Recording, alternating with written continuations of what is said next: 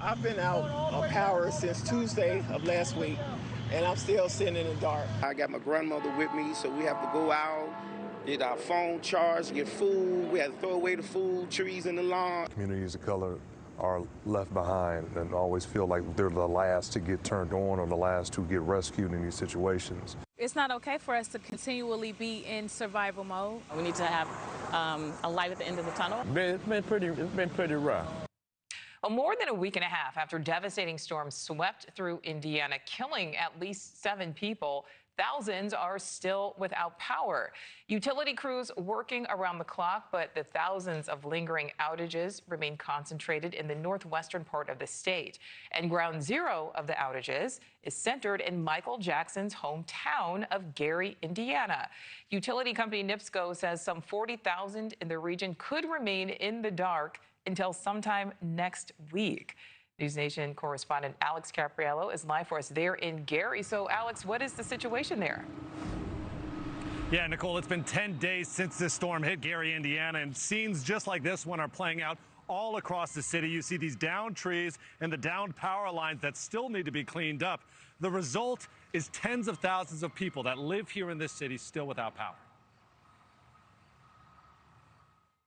I mean, at all of the years of my life, I've never seen this much devastation, this much damage. New numbers from the Northern Indiana Public Service Company, also known as NIPSCO, show around 43,000 customers are still without power. 16,000 of those are in Gary, including Gary Mayor Eddie Melton. Melton has repeatedly voiced his frustrations with NIPSCO, saying the utility company needs to do more to restore power to his city. His administration has now requested additional utility crews and linemen to help speed up recovery efforts. Just imagine someone with medical conditions, individuals that haven't been able to talk to family members around the country, reaching out, wondering how they're doing.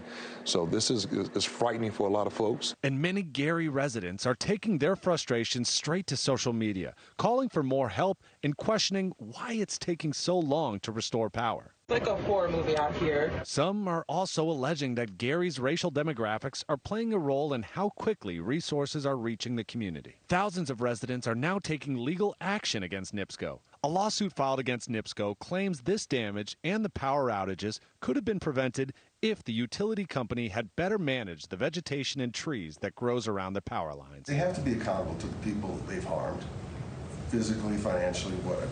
They would like to blame it on an untoward weather event. Well, we know there's going to be weather events every year.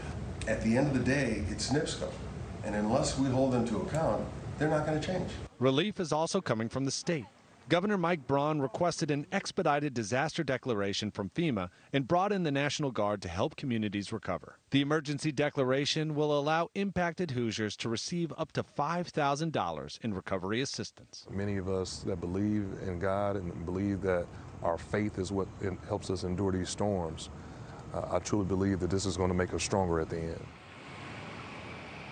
We reached out to NIPSCO to see if they have any sort of comment about this lawsuit that was recently announced. We're still waiting to hear back. All right, Alex Caprariello live for us there in Gary. Thank you. Thank you for watching. Subscribe below and download our NewsNation app right now on your phone, and you will get fact-based, unbiased news for all Americans.